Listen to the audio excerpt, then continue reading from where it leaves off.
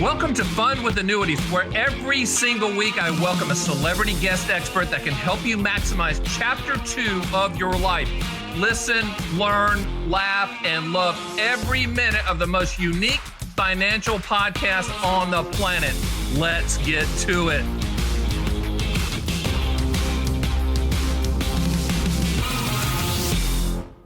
Welcome to Fun with Annuities. I'm your host, Stan, the Annuity Man, America's Annuity Agent. And as you know, licensed in all 50 states. I encourage you to go to my site, run your own quotes, get my books. I'll send them to you for free. You can schedule a call with me as well. But this podcast, Fun with Annuities, we are really enjoying bringing on experts in their field to educate you because, in our world, you buy an annuity for what it will do, not what it might do. Those are the contractual guarantees, and there's no urgency to do that. The urgency is to understand what you're buying.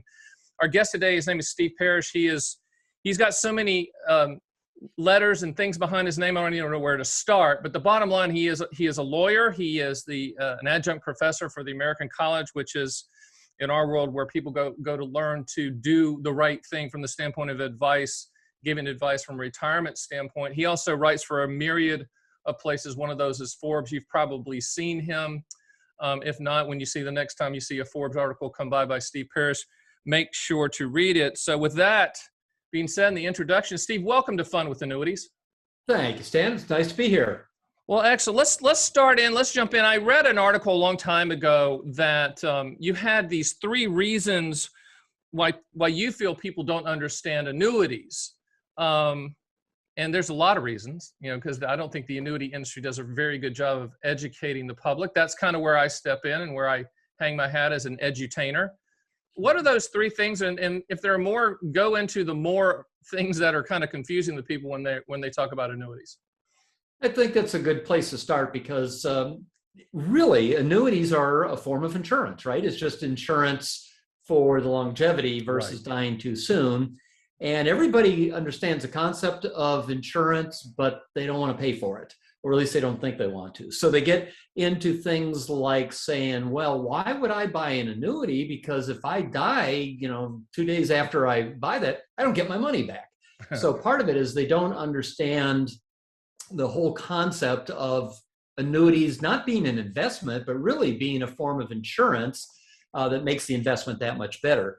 The other thing is, and you even commented on it, I suppose traditionally the industry hasn't done a great job of explaining it. It's not the simplest thing in the world, and sometimes people try to baffle them with their BS a little bit. Right. Really, the concept is pretty straightforward if you think about it. The bells and whistles are nice, but I think sometimes people lead off with the bells and whistles of I can make this guaranteed income for life and not really explain what annuity is. So I think it's really more a matter of financial literacy, though I hate that term. In other words, knowing more, being a little more educated, then really an annuity is a fairly simple thing.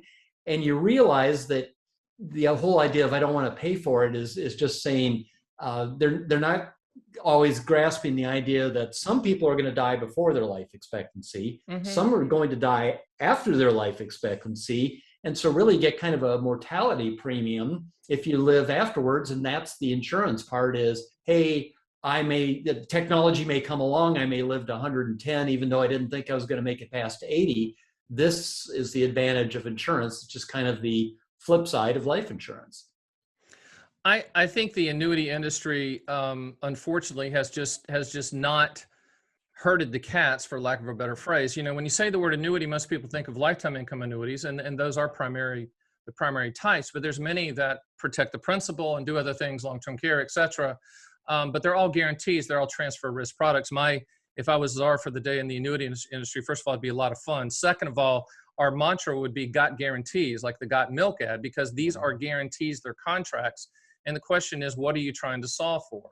And I've broken it down to an easy acronym called PIL, Principal Protection, Income for Life, Legacy, and Long-Term Care.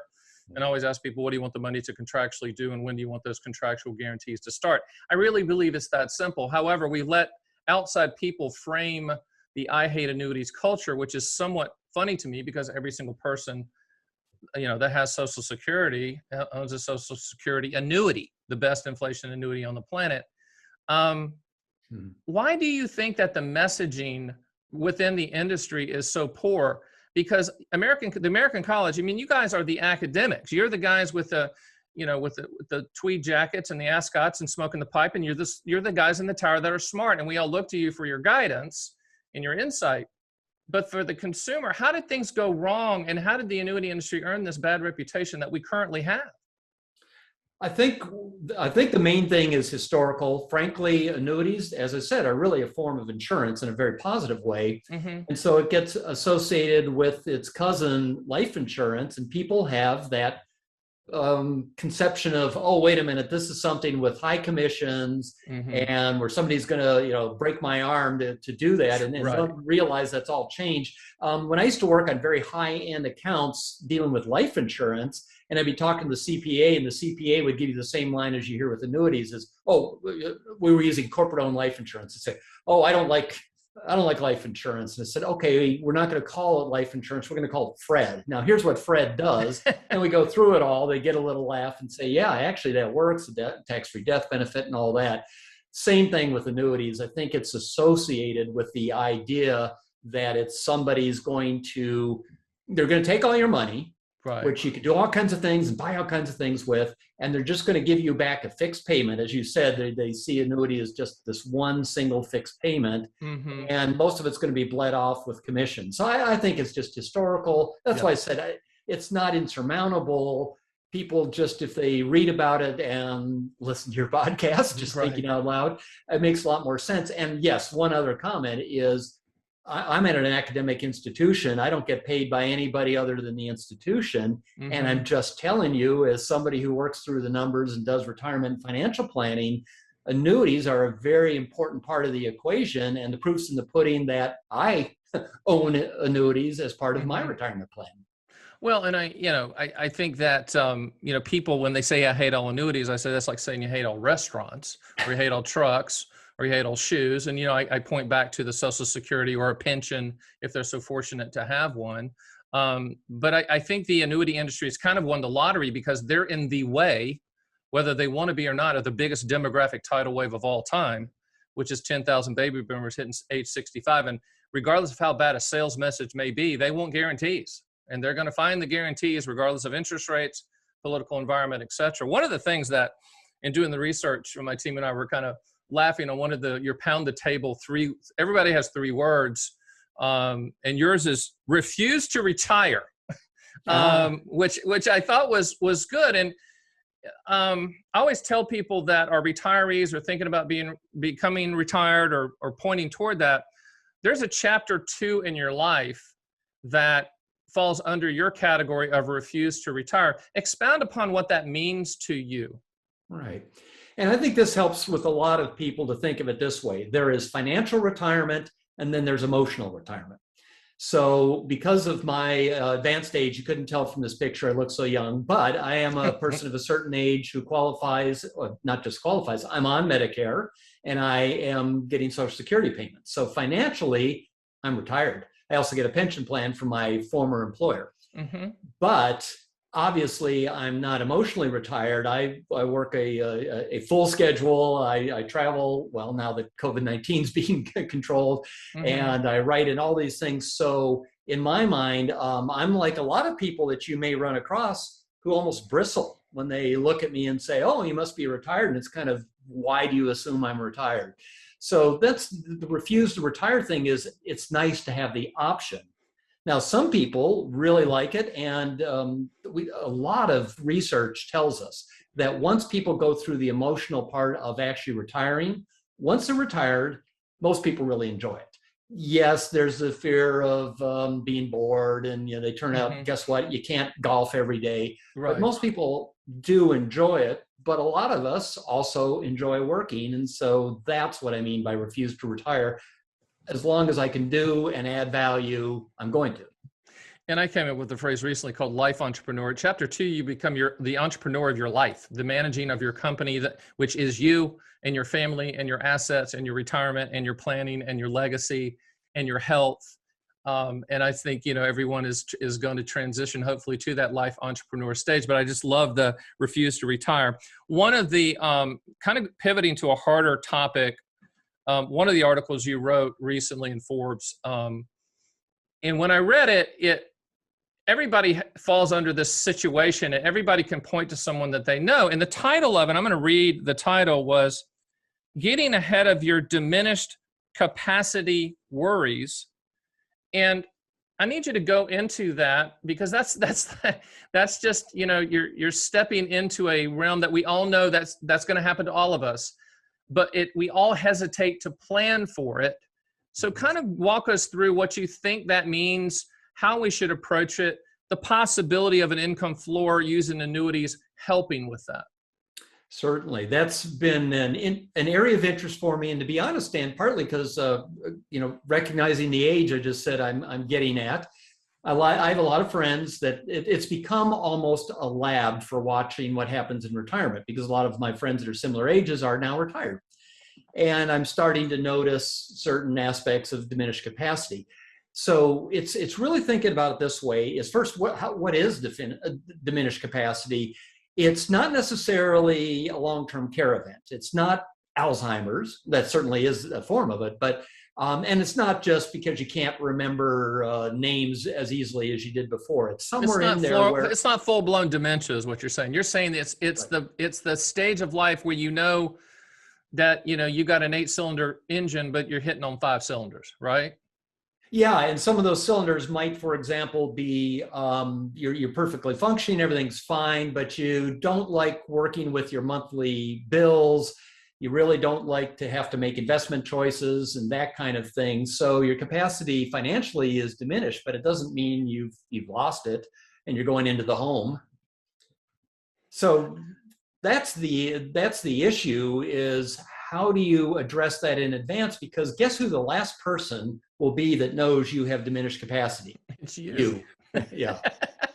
That's true. That's a really good way to put it. And I talked to Jamie Hopkins recently. He says, forget ROI, it's ROS, it's return on sleep. And really what he's saying is, taking care of yourself, chapter 2 of your life, and the diminished capacity prediction, one out of one of us is going to have it, right? Right. And how do you see the annuity space or the industry addressing that? And do you think that as an industry, we might be a little proactive, even though it steps on a few emotional toes? Well, I think that's a very strong point, because annuities are really, it's a do-it-yourself defined benefit plan. If you think about annuities, I sometimes call it a DIY-DB, meaning my dad, had his government pension, and he didn't have to think about it. So retirement was fine from him. He got his check. Right. Most of us, are looking at 401ks, and we're dealing with sequence of return, and we're dealing with all these issues.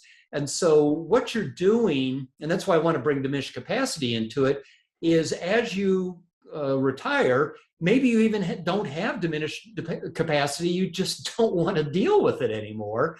The fact is, if you know that you have, number one, a stream of income that's predictable, and number two, that it will continue for the whole of life, because you don't know how long you're going to live. So it picks up the tail end, if you will, of longevity. That brings huge peace of mind and security. So where I'm going with annuities as part of that solution is that it addresses those two questions.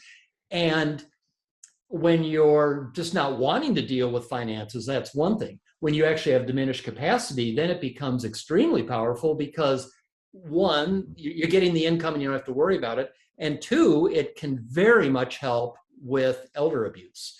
So if you're sitting on $1 million of a 401k plan and taking 4% of it every year, that can expose you to elder abuse if you're starting to lose it and don't know it. If instead you've used a reverse mortgage or annuities or those kind of things that lock in a stream of payment, it's harder for that culprit, which might be your kids, to really raid the kitty, because you're getting a periodic payment, much as our grandparents got defined benefit plan payments. Well, and I think it's important to point out, a lot of people out there think, well, the evil annuity company is going to keep the money, and when I die, the money's going to go poof. That's one of about 40 ways to structure it contractually. And most of the ones, the lifetime income streams that we, structure for people in all 50 states, the annuity company's on the hook to pay. But if your Learjet hits the mountain and you die, then 100% of any unused money goes to your beneficiary. So I think that's one of the biggest misconceptions out there. As you were speaking, I was thinking about it. We always think about legacy products being life insurance, and it really, life insurance is the best legacy product on the planet. It's the best return on investment you'll never see because you're dead, but it transfers tax-free, probate-free, lump sum. But in a diminished capacity planning scenario, lifetime income annuities with a cash refund that all the money goes to the family or the trust if you die, to me, that's a really good legacy product as well. Would you agree? I'd agree, and I'd even add to that the legacy doesn't have to necessarily be a lump sum. So just as a different example of that, I had some life insurance that had over 6 figures of cash value in it. And as we moved in a phase of life, didn't need that. We had some other insurance. As you know, there's a thing called a 1035 exchange that allows you to exchange it, the cash value, tax-free, to an annuity. And by the way, for the people out there, 1035 is a reference to the IRS code. If you're so bored, you can pull up section 1035 and read it, where it's a non-taxable event, does not trigger any taxes. And I do agree with you, Steve, that you can set up what's called installment refund, which I always joke with my 2 daughters that I don't want them getting the cash refund because they'll just show up at the funeral in a Lamborghini. I want them making payments on the Lamborghini. You know, they're going to show up in it anyway. So, but yeah, you can structure the death benefit of an annuity. It's customizable. You could have a cash refund. You could have installment refund. Installment refund, in essence, is a period certain to a life expectancy. You can do whatever you want. The annuity companies are just going to bid on it because this is a commodity product. I apologize for interrupting, but go ahead. Well, and I'll just add the third point. So, you know, you could do the lump sum as we started with, and then you said you can do installment. Sure. I'll put you in the mindset of a person my age, and what we looked at, because I've been married for 42 years, we looked and said that life insurance was on my life. If I, who's the main breadwinner, die, you have this money. But we're at that phase where it's not as big an issue, but you still now want an income. We have Social Security and other things. So what we did is actually have that annuity pay over our joint life. Nice. And so to me, that's a death benefit in the sense that we don't know which one of us will go first, but my wife will take comfort in knowing that if I'm the first one to go, and it's always the other one that's going to go first. Absolutely. Yeah, that's just a rule of thumb. She will have the death benefit, but the death benefit is an income stream. And a retiree thinks of income streams more than lump sum. So that's where I was going with that idea. And what people need to understand about joint life income stream, what Steve was just explaining, is that income stream continues uninterrupted and unchanged for the life of the spouse or partner, which I think is a lot of the people that, getting back to the diminished capacity category in the topic, a lot of those A-personality gentlemen that call me and set up the joint lifetime income, they're taking care of their wives, and that's admirable. But I find myself pivoting more and more, speaking to people about, I know you're sharp as a tack now, Fred, or whoever the guy's name is or lady's name is, Francine. But have you thought about when you're not hitting it on all cylinders and what you need to do to put something in place so that your heirs don't have to deal with that from a durable power of attorney standpoint? I know you're a lawyer and you specialize in these type of things. Do you see that being more prevalent? I know that you teach that within your courses at the American College, but do you see that being more prevalent as we get older? That's certifiable. I mean, in other words, there's plenty of actual hard data to talk about. Age is one of the key determinants in diminished capacity. I mean, certainly there are other morbidity issues that can get you, but unquestionably, if you say what's the biggest one, we all know that as you get older, this sounds a little scary, but your capacity probably starts slowing down around age 50. That doesn't mean that we've all lost it after 50, but that's I can vouch reality. for that. I can vouch for that, Steve. It's starting to slip. Yeah. But it is what it is. I mean, and it's something that as an estate planning expert like you are, and by the way, who you're listening to is Steve Parrish. He's got cowboy boots older than most of you out there. That's even looked at investments. He's been doing this for over 4 decades. We're going to have a specific page set up for him on my site at theannuityman.com so you can re-listen to this. And if you want to shoot him an email, you can. But he is one of the gurus in our space and a thought leader in our space when it comes to retirement life insurance annuities, understand that life insurance companies issue annuities. One of the other things I wanted to kind of pivot to is what you have done a lot of work on, which is called phased retirement. Can you kind of dig into that so the listeners and viewers can understand what phased retirement is and how that applies to them and what they might need to do? I'd love to, because that's just something I'm experiencing and feeling good about it. And I'll start with a personal example that my father got his law degree after World War II, became an FBI agent. And guess what? The FBI doesn't want you working till you're 70. Okay. And so his encore career, sometimes that's a term used, was to be a professor in the last, 10 years. My brother was a business executive. After doing one too many mergers and acquisitions, in his last phase, he became a professor. And guess what? I was a financial advisor and worked, was an executive at an insurance company. This is my last phase. So that would be an example of a family that does phased retirement. But what I'm getting at for most people is that the market has changed. You're going to live longer on average, actuarially, and jobs generally have become less manual. There's not as many ditch diggers. And so that means you're going to live longer, and the kind of job you're involved in, you may be able to do longer. So people are looking and going, either because they want to work more or because they need to work more, they'd like to have some options. The phased retirement, and there's certainly a lot of data suggesting this is where people are going. The golden watch concept of, you work your 40 years, you get your golden watch and you're done, really doesn't show up that much in data. Certainly people do it. So look at it this way. You can't be a ditch digger that works to 70, realistically. Right. But you could be a customer service rep that could work to 70 if you need to or if you want to. Sure. And maybe you don't want to commute to Manhattan until you're 70, but would be fine on working from your office at home until 70. That's what I do. I work from home. So phased retirement is, it can either be with the employer you have, because a lot of employers are doing this, and COVID-19 certainly made it happen where you had to work from home.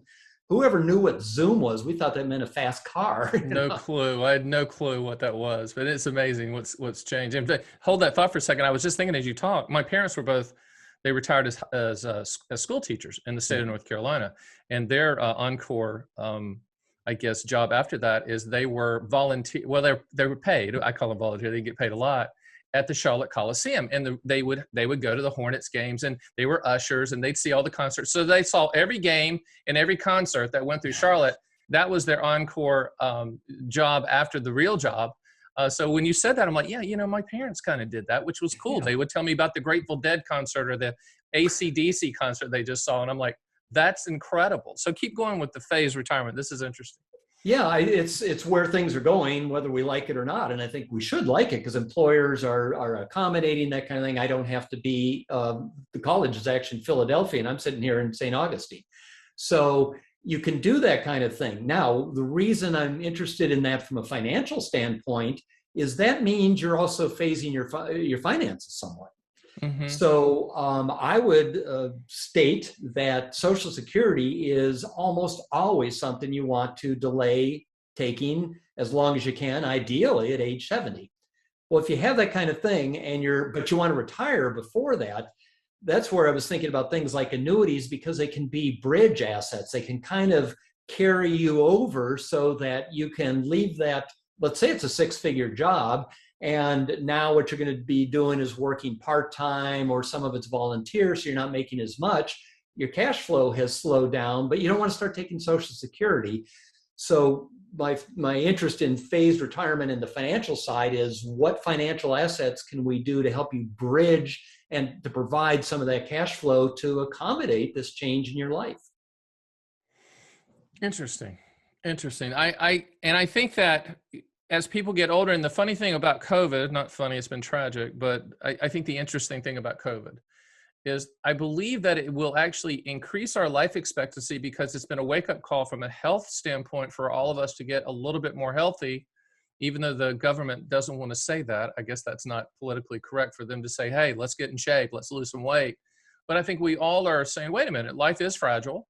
And I do think life expectancies after we come out of this COVID thing will be longer, because the one great thing about this country is that we learn and we adapt and we try not to get hit with the same type of problem, 2 times in a row. And I do think that there is so much proactivity on the biotech side and the pharmaceutical side that's just a great part about this country. Do you agree with that? Do you think we'll come out of this and maybe life expectancy might increase?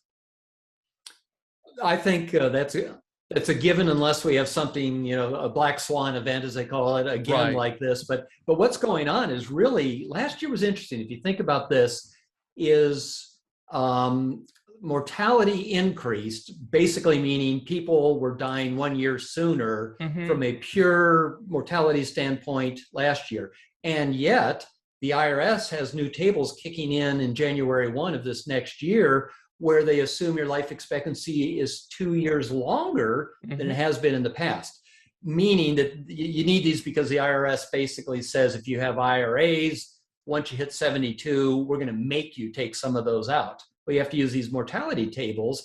And actually, they are assuming that people my age are going to live 2 years longer than in the past. So where I'm going with this, Stan, is yes, there was a hit to mortality, but it was very much in the elderly market.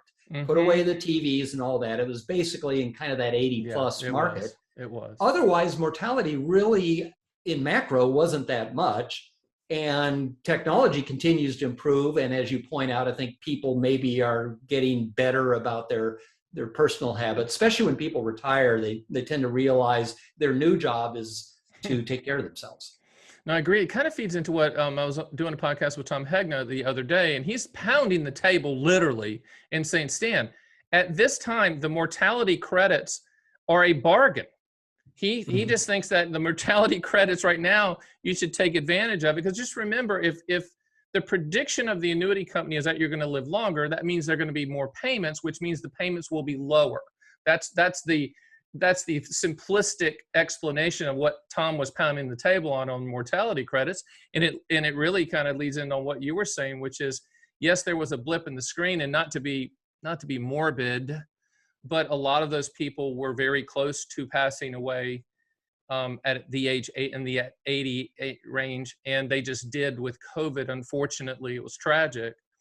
And I had 3 friends my age die tragically too. So it happened all over. But the point is, I do think that, people always ask me, is it the right time to buy annuities? And they're always focused on the interest rate part of it, which is a secondary pricing mechanism for life expectancy. I think between you and what Tom Hegna, and I've done some others with Wade and Jamie, they're all saying, hey, I think it's actually a good time. That's not a sales pitch. That's just a factual and mathematical reality of what's happened. And I just find it interesting. Once again, Steve, if me and you were running the annuity industry, the ads would already be running.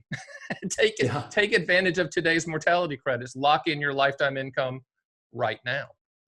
Yeah, but people don't understand, and I get why, because it can be complicated, but risk pooling. There is no way you as an individual can plan for your average age. The fact is, if your life expectancy is 84, you might live to 94. And what are you going to do then? Are you going to eat cat food and live in your car? So you have to plan for longer mortality than the life expectancy tables say that. The insurance company doesn't have the same problem. They can price their products for average mortality. And so what you're doing is you're essentially letting them have the problem of who dies first rather than you having it. And so that's that mortality, the premium that Jamie or Wade or talk about. That's what we're getting. You can't personally do that. You have to kind of buy your way into that with the insurance company. And that's, again, why people like me go out and buy annuities. It just makes sense because I don't want to have to worry about it. I got other things to do. You said the word plan in there, and it jumped out in my head about kind of the current tax law. It's kind of in flux. You wrote an article recently that jumped out because I remember when you said that, I'm like, there was an article you did recently on that about how to plan. How do you plan right now when, Washington, D.C. is as dysfunctional, and that's saying a lot, as we've ever seen it. And whether they're dysfunctional or not, there's 10,000 people turning 65 every day. They've got to do something. They got to plan. All right, Steve Parrish, ball's in your court. What do we do? Well, and I tend to eat my own words sometimes in the last few weeks because we're all going through this. And I just saw a couple hours ago, the latest version has come out. One thing I've said that might help, just as a way of thinking about it, is you know how a traffic light works. So you have green, yellow, and red. The red, in my mind, is the things that Congress people come up with that you know is not going to pass. So maybe on the more liberal side, it could be this big wealth tax. On the more conservative side, they've talked about getting rid of the estate tax. Right. Neither one of those are likely to happen. Don't build that into your planning. I mean, never say never, but it's not going to happen. Be rational. Be rational. Yeah. Certainly just wait and find out what happens. Now, the green light means people have forgotten that there is a thing called the Secure Act that was passed back at just before COVID hit.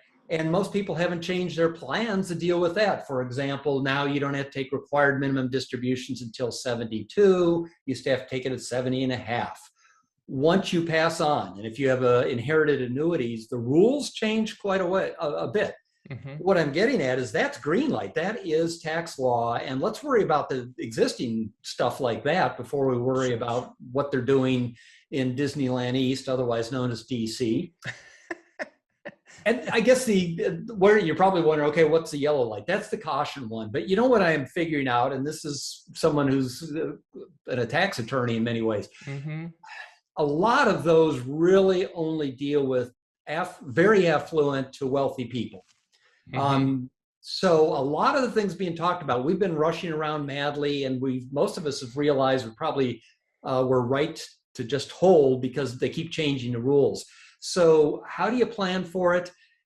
When you really scrub all that away, a lot of that is noise. You plan for it the way you would have before Congress got at it or after. A lot of the rules aren't going to change. I mean, the taxation of annuities, I don't think is going to change. There's nothing out there to suggest it. So long way of saying you go with the green stuff, keep an eye out for the yellow, but for most consumers, a lot of that is for the ultra high net worth and high net worth individual. And I think that's a great way to look at it, which is the green is what we need to plan for right now. Yeah. The yellow is something that you can rationally see happening. Red stuff, like another red one that I think is red, hope it's red, is I've read some things about our friends in DC messing around with the Roth IRA. And I have predicted that ever since, they walked out of the building and passed the Roth IRA. I'm like, they're trying to figure out how to tax it and hopefully that is a red one, but that might be a yellow one for now, just to see what they're going to do. But I do think that people need to get up to speed, and we can get you up to speed if needed on the Secure Act and all of the stuff that's green, that's going to be there, so that you can make those plans. But I certainly wouldn't hesitate or put off a plan based upon some newscast or something you read, because nobody really knows, especially in the climate that we're in. Yeah, the things that are at the planning level that we deal with are, if you're going to sell a business, maybe you sell it now so you keep your capital gains down, or some very sophisticated trust planning with life insurance. But in the world that a lot of what you deal with, annuities and Roths and all that, I don't think there's anything to worry about. They're talking about putting a maximum on Roth. I wish I had the kind of money they're talking about. These are very large amounts before you have to worry about it. So, well, and what triggered the whole Roth thing is the hedge fund guy that started with the Roth, and he put his 5,000. Now it's worth $5 billion. Yeah. And that made everybody mad. And he played by the rules. Now he had some insight and some sweetheart deals from the standpoint of IPOs and things like that. We can go into that later, but that's what's triggered all this, is one guy now that has a $5 billion with a B dollar Roth IRA that he can now take out tax-free. And that's driving some DC politicians absolutely batty, which I think is kind of funny. Steve, some of the courses that you teach at the American College, are just fantastic. I wish that in the future those you could do maybe a Hillsdale College model, or Hillsdale College teaches a course to their students on the Constitution, but they open it up to the public. I'm not some right winger. I'm not a left winger. I'm a capitalist, but I think that's a good idea.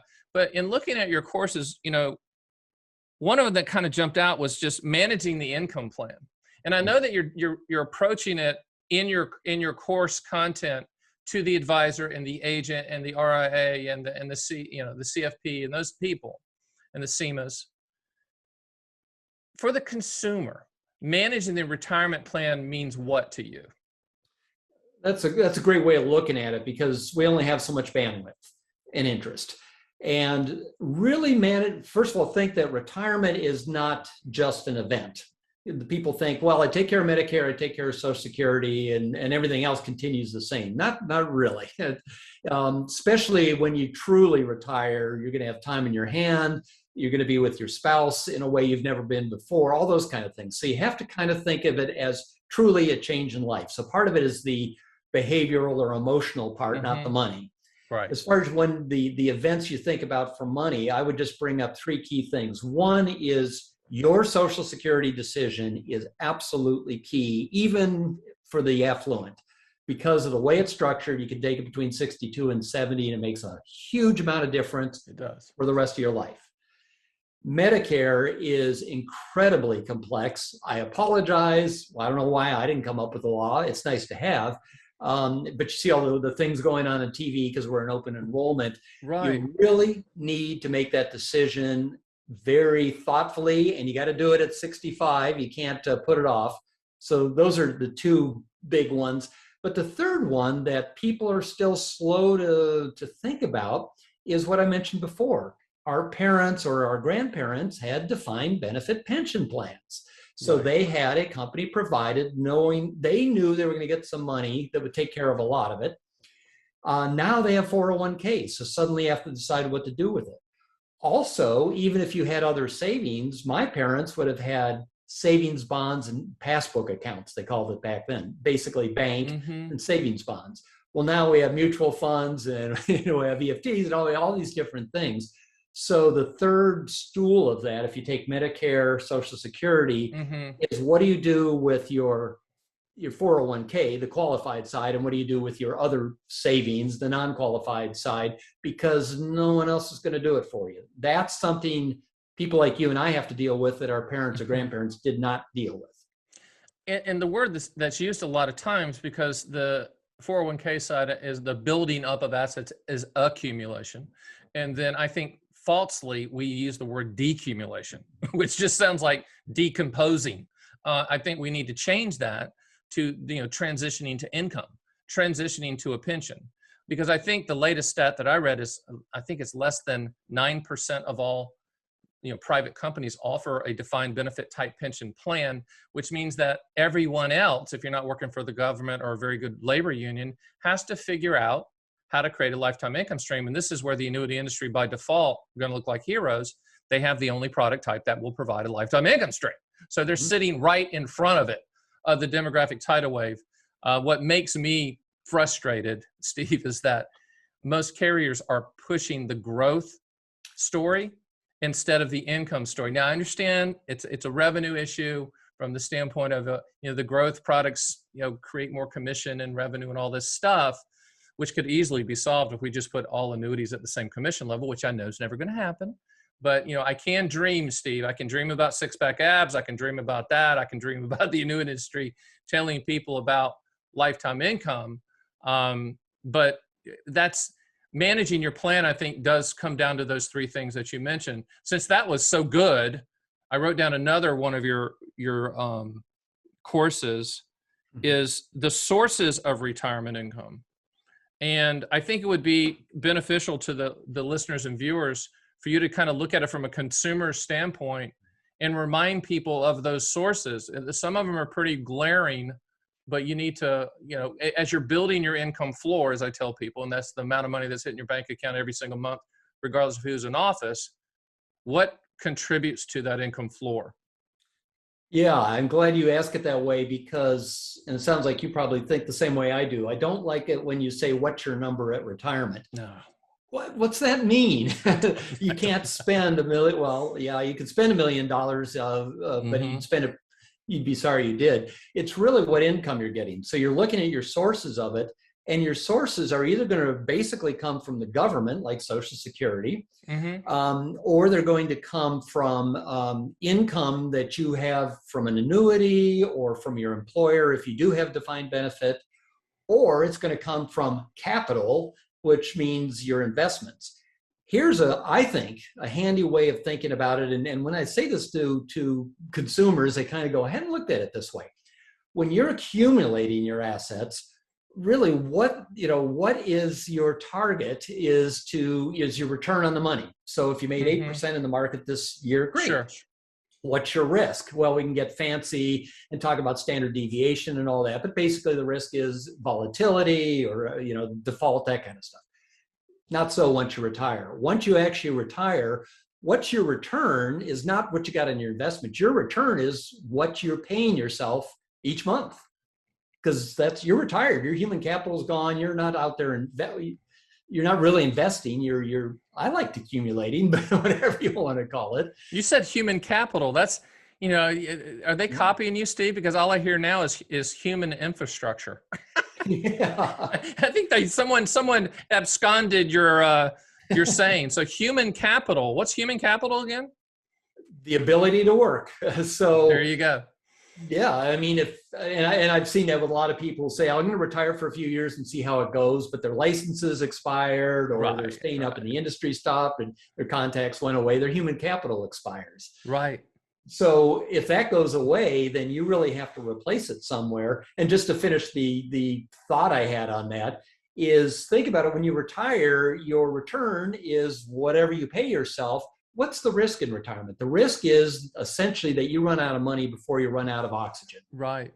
Do you really care if you have zero? I mean, unless you want to leave a legacy, but you can take care of that with other things like life insurance, So you have to look at it different, and it's a long way of answering your question about sources of income.